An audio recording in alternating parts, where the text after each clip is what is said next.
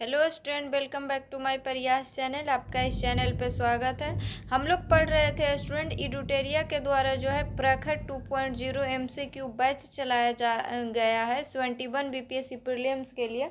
उसी का जो है हम लोग MCQ क्वेश्चन जो है सॉल्व कर रहे थे, या हम लोग जो है रिवीजन कर रहे थे उसको। तो जो भी स्टूडेंट इस चैनल पे नए हैं, इस चैनल को जरूर सब्सक्राइब कीजिएगा। और हम लोग जो है डे 1 से जो है पढ़ रहे थे स्टूडेंट, तो हम लोग जो है इसमें एक चैप्टर जो है ख़त्म कर चुके हैं, और वो एक चैप्टर था भारत में यूरोपीय कंपनी का आगमन। तो उस चैप्टर को जो भी स्टूडेंट नहीं देखे हैं वो पिछले वाले वीडियो में जाके देख सकते हैं। आज हम लोग पढ़ेंगे स्टूडेंट मॉडर्न हिस्ट्री में चैप्टर 2 नवीन राज्यों का उदय और ब्रिटिश औपनिवेशिक नीतियां। तो हम लोग जो है आज इस चैप्टर को पढ़ेंगे, और ये इसमें जितना भी क्वेश्चन है स्टूडेंट 71 बीपीएससी प्रीलिम्स के लिए इम्पोर्टेंट है, तो इस वीडियो को जो है पूरा देखें। तो आज का जो है हम लोग का फर्स्ट क्वेश्चन है स्टूडेंट, प्लासी के युद्ध के संबंध में सही कथन का चुनाव करें। तो प्लासी का युद्ध, पहले ये जानेंगे स्टूडेंट कि प्लासी का युद्ध जो है कब हुआ था। तो प्लासी का युद्ध जो है हुआ था स्टूडेंट 23 जून 1757 को। कब हुआ था? 23 जून 1757 को हुआ था। तो फर्स्ट जो है इसमें पूछा है, फर्स्ट कथन है प्लासी का मैदान बागमती नदी के तट पर है।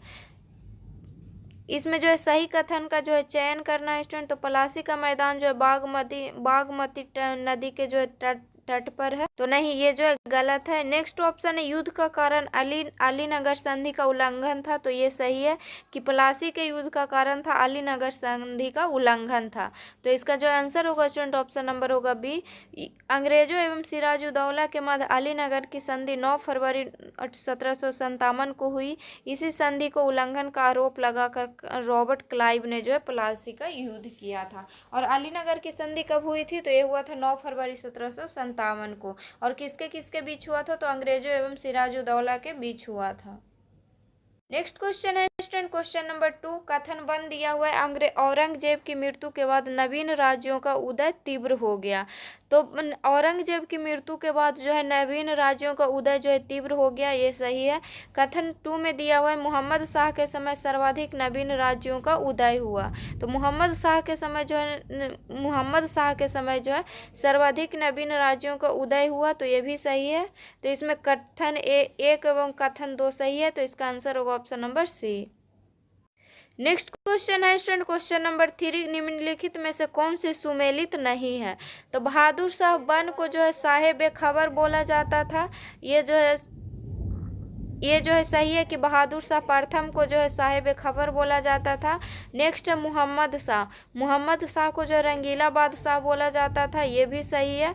नेक्स्ट है स्टूडेंट फर्रुख सियर को जो है लंपट मूर्ख बोला जाता था, नहीं, ये गलत है। तो फर्रुख सियर को जो है लंपट मूर्ख नहीं बोला जाता था स्टूडेंट, जहांदर शाह को जो है लंपट मूर्ख बोला जाता था। और नेक्स्ट है स्टूडेंट रफ़ी उद दौला को जो है शाहजहां 2 बोला जाता था, तो ये भी सही है स्टूडेंट। तो बहादुर शाह प्रथम को जो है साहेब खबर बोला जाता था, मोहम्मद शाह को रंगीला बादशाह बोला जाता था।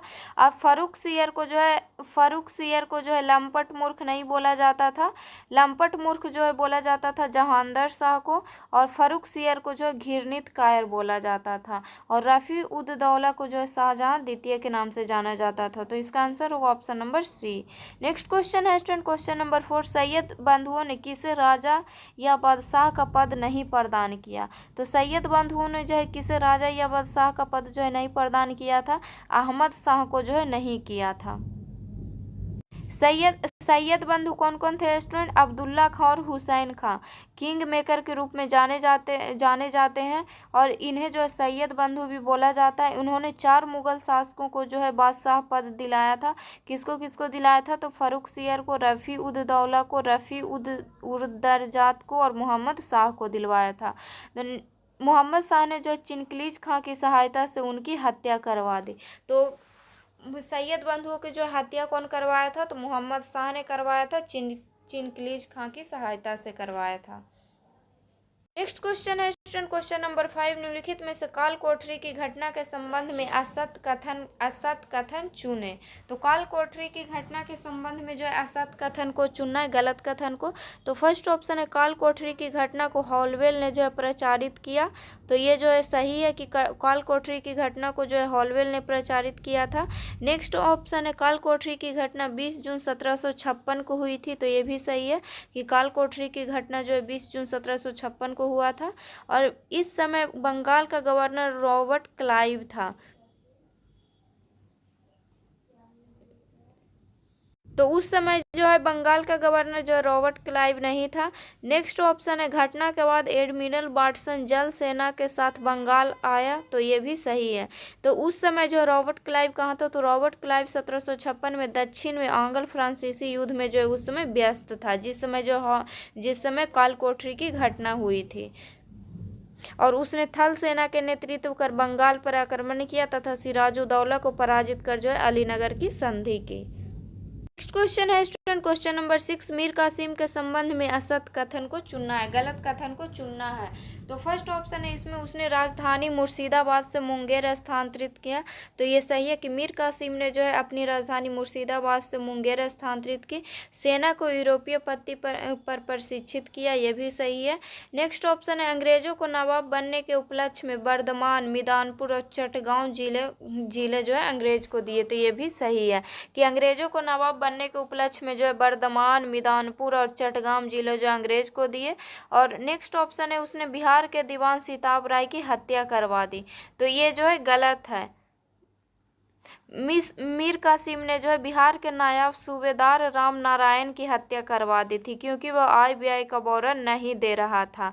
तो मीर कासिम ने जो है दीवान सीताब राय की हत्या नहीं करवाई थी, उसने जो बिहार के नायब सूबेदार राम नारायण की हत्या करवा दी थी। तो इसका आंसर होगा ऑप्शन नंबर डी। इसमें जो है गलत कथन पूछा है। नेक्स्ट क्वेश्चन है स्टूडेंट क्वेश्चन नंबर 7, कथन 1 में दिया हुआ है 10 शासन में दीवानी अधिकार अंग्रेजों को प्राप्त था। तो ये जो है सही है कि 10 शासन में जो है दीवानी अधिकार अंग्रेजों को प्राप्त था। कथन 2 में दिया हुआ है इलाहाबाद की संधि के बाद अंग्रेजों की दीवानी एवं फौजदारी अधिकार प्राप्त हो गया था। तो ये जो है गलत है स्टूडेंट। इलाहाबाद की संधि के बाद जो है अंग्रेजों को दीवानी एवं फौजदारी अधिकार प्राप्त हो गया था, ये गलत है। अंग्रेजों को जो है बंगाल, बिहार एवं उड़ीसा में जो है केवल दीवानी अधिकार प्राप्त हुआ था, ना कि फौजदारी अधिकार प्राप्त हो गया था। इलाहाबाद की संधि कब हुआ था स्टूडेंट, तो इलाहाबाद की प्रथम संधि हुआ था स्टूडेंट 12 अगस्त 1765 को। कब हुआ था, 12 अगस्त 1765 को हुआ था। और इलाहाबाद की जो द्वितीय संधि कब हुआ था, तो इलाहाबाद की द्वितीय संधि हुआ था 16 अगस्त 1765 को। तो इसका जो आंसर होगा स्टूडेंट ऑप्शन नंबर होगा ए, केवल एक सही है। नेक्स्ट क्वेश्चन है स्टूडेंट क्वेश्चन नंबर 8, निम्नलिखित में से कौन सा अस्थायी बंदोबस्त का प्रावधान नहीं था। तो कौन सा जो है अस्थायी बंदोबस्त का प्रावधान नहीं था, तो इसका जो आंसर हो जाएगा स्टूडेंट ऑप्शन नंबर होगा सी, बंगाल, बिहार, उड़ीसा, असम, बर्मा में जो है लागू किया गया था। तो ये जो है गलत है। यहाँ अस्थाई बंदोबस्त जो है लॉर्ड कॉर्नवालिस द्वारा 1793 में लागू किया गया था। और यह बंगाल, बिहार और उड़ीसा क्षेत्र में लागू था, जो ब्रिटिश भारत का 19% था। कितना था, 19% था। बर्मा और असम में जो है लागू नहीं था। ये जो बंगाल, बिहार और सिर्फ उड़ीसा में लागू था। और ये भी क्वेश्चन एग्जाम में पूछा जा सकता है स्टूडेंट कि अस्थाई बंदोबस्त का जनक किसको बोला जाता है, तो जनक बोला जाता है लॉर्ड कॉर्नवालिस को। और लागू कब किया गया था, तो 1793 में लागू किया गया था। नेक्स्ट क्वेश्चन है स्टूडेंट क्वेश्चन नंबर 9, कौन सा ही सुमेलित नहीं है। तो फर्स्ट ऑप्शन दिया हुआ है प्रथम आंग्ल सिख युद्ध। तो प्रथम आंग्ल सिख युद्ध कब हुआ था, तो 1845-46 में, ये सही है। नेक्स्ट है अमृतसर की संधि। अमृतसर की संधि हुआ था 1809 ईस्वी में, ये भी सही है। त्रिपक्षीय संधि हुआ था 1838 ईस्वी में, ये भी सही है। और द्वितीय आंग्ल सिख युद्ध, तो द्वितीय आंग्ल सिख युद्ध जो दिया हुआ है 1849-50। तो द्वितीय आंग्ल सिख युद्ध हुआ था स्टूडेंट 1848 से लेकर के 1849 तक। तो इसका जो आंसर होगा स्टूडेंट ऑप्शन नंबर होगा डी। द्वितीय आंग्ल सिख युद्ध जो 1848-49 में हुआ, चार्ल्स नेपियर के नेतृत्व में तोपों के युद्ध में अंग्रेजों को सफलता मिली। नेक्स्ट क्वेश्चन है स्टूडेंट क्वेश्चन नंबर 10, अवध के संबंध में जो है असत्य कथन गलत कथन को चूज करना है। तो फर्स्ट ऑप्शन है अवध की स्थापना शहादत खान ने 1722 में की। तो ये जो है सही है कि अवध की स्थापना जो है शहादत खान ने 1722 में की। नेक्स्ट ऑप्शन है 1801 में अवध ने सहायक संधि स्वीकार की। तो ये भी जो है सही है। नेक्स्ट ऑप्शन है अवध पर कुशासन का आरोप आउटड्रम ने लगाया। तो ये भी सही है कि अवध पर कुशासन का आरोप जो है आउटड्रम ने लगाया था।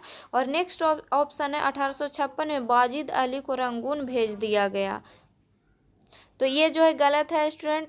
1856 में आउटड्रम ने रिपोर्ट के आधार पर अवध पर कुशासन का आरोप लगा। अंतिम नवाब वाजिद अली को जो है 1856 में कलकत्ता निर्वासित कर दिया था गया था, ना कि रंगून। तो कहाँ भेजा गया था वाजिद अली को? तो कलकत्ता भेजा गया था। तो इसका आंसर होगा option number D. Next question है स्टूडेंट क्वेश्चन नंबर 11, कथन 1 में दिया हुआ है बालाजी बाजीराव के समय मराठा साम्राज्य अपनी चरम सीमा पर थी। तो ये सही है।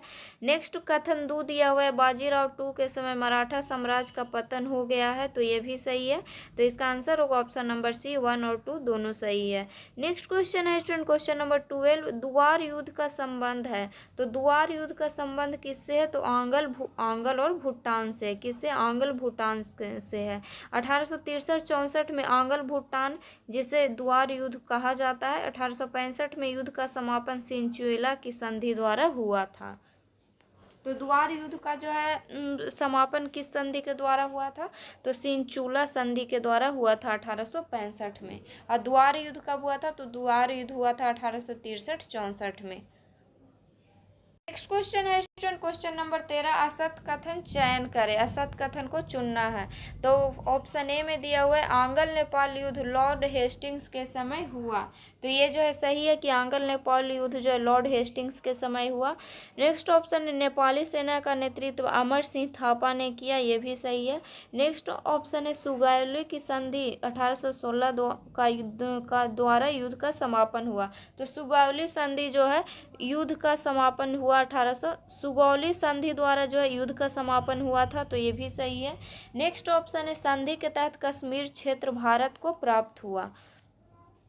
तो ये जो है गलत है स्टूडेंट। संधि के तहत जो है गढ़वाल कुमायूं एवं सिक्किम क्षेत्र बिहार को प्राप्त हुआ था, न कि भारत को प्राप्त हुआ था। तो इसका आंसर होगा ऑप्शन नंबर डी।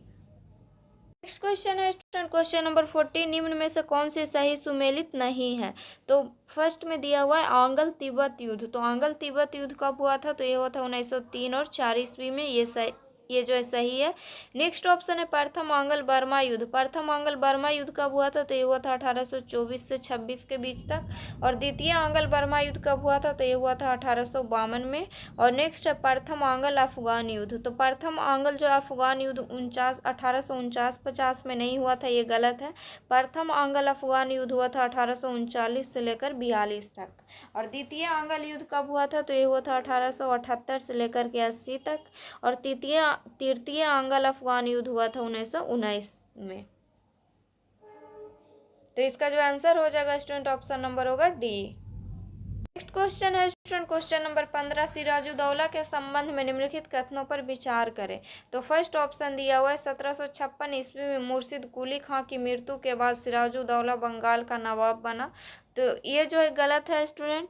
1756 में जो है अलवर्दी खां की मृत्यु के बाद बना था सिराजुद्दौला का नवाब।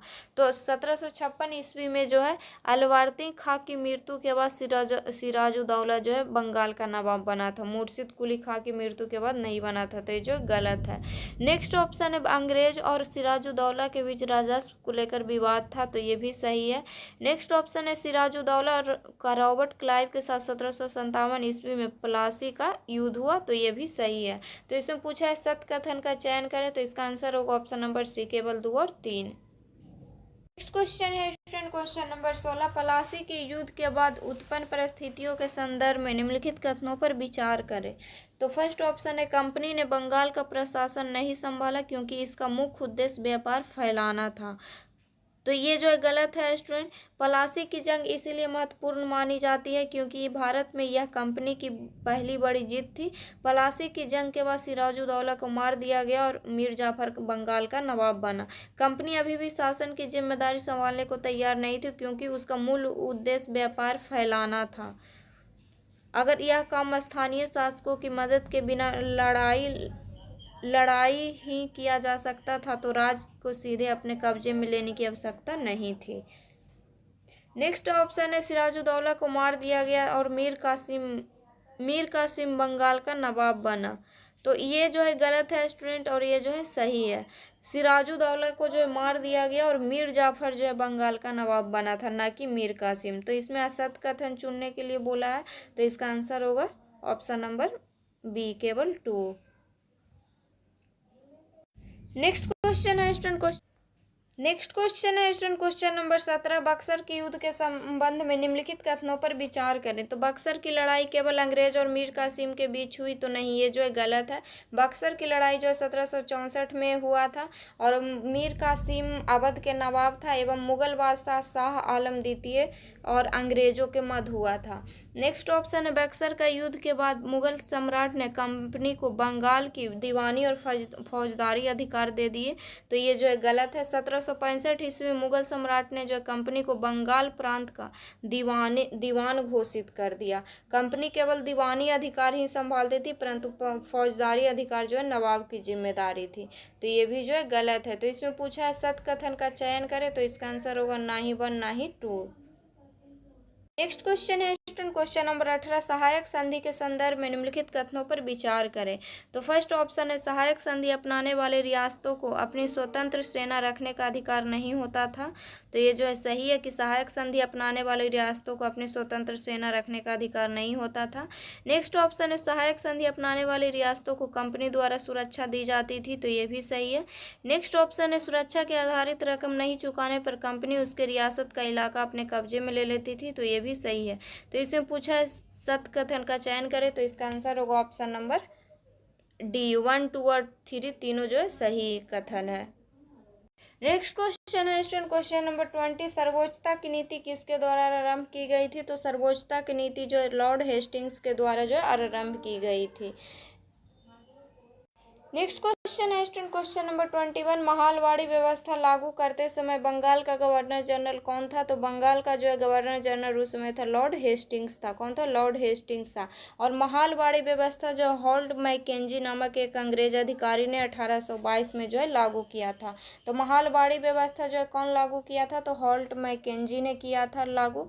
और कब किया था? तो 1822 में किया था। यह व्यवस्था बंगाल प्रेसिडेंसी के उत्तर पश्चिमी प्रांतों में पहली बार लागू किया गया। इस समय बंगाल का गवर्नर जो है जनरल लॉर्ड हेस्टिंग्स था। नेक्स्ट क्वेश्चन है स्टूडेंट क्वेश्चन नंबर 22, महालवाड़ी व्यवस्था के संबंध में निम्नलिखित कथनों पर विचार कीजिए।